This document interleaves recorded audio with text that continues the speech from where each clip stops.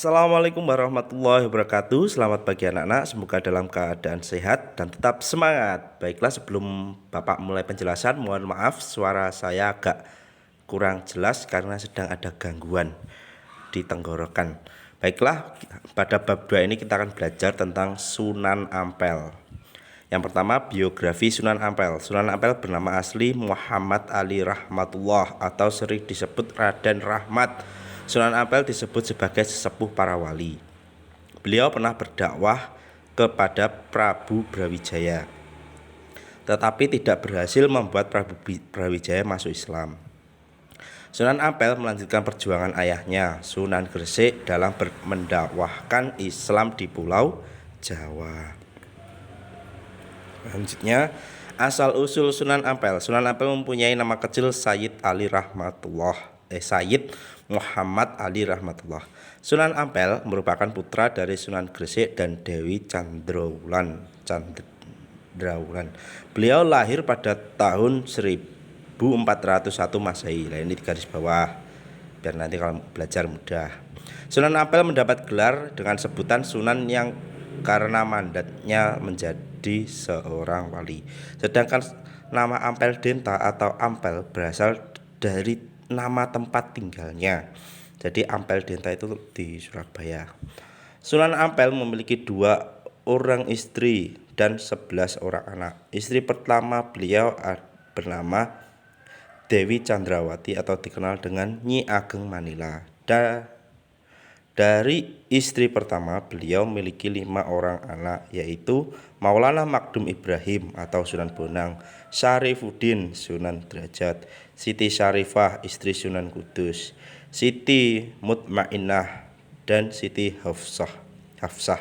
Istri keduanya bernama Dewi Karimah. Dengan istri keduanya beliau memiliki 6 orang anak, yaitu Dewi Murtasia, Dewi Murtasimah, Raden Hasamuddin, Raden Zainal Abidin, Pangeran Tumapel, dan Raden Fakih. Dari jumlah anaknya ada 11, istrinya ada 2. Lanjut. Pada usia 20 tahun, Sunan Ampel pergi ke tanah Jawa untuk menyebarkan agama Islam atas persetujuan Raja Majapahit. Pada awalnya Raja meminta agar Sunan Ampel mendidik moral para bangsawan dan kawulan Majapahit yang waktu itu dilanda kekacauan dan kerusakan moral.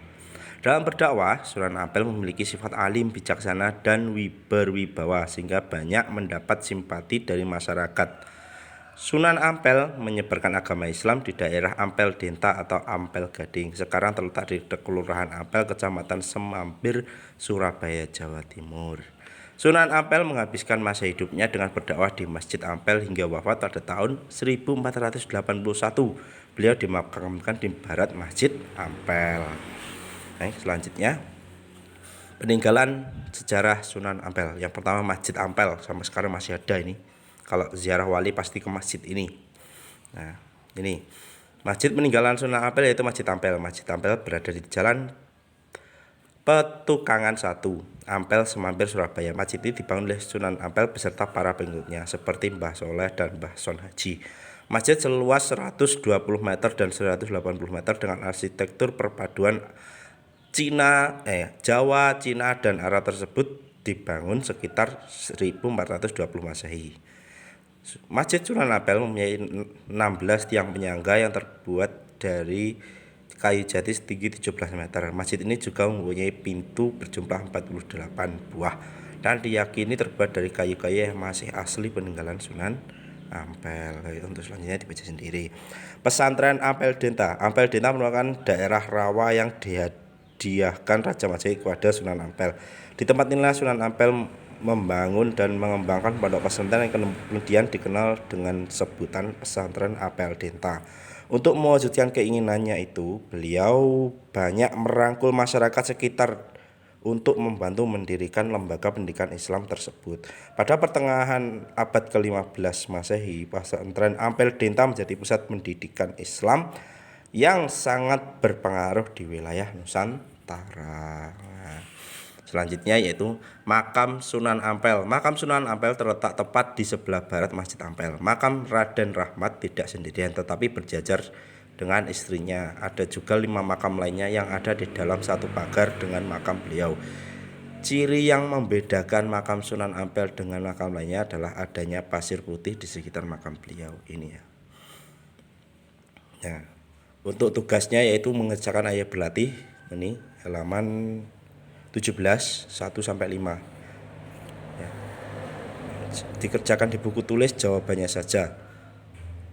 Baiklah, cukup sekian penjelasan dari Bapak. Kurang lebihnya mohon maaf. Assalamualaikum warahmatullahi wabarakatuh.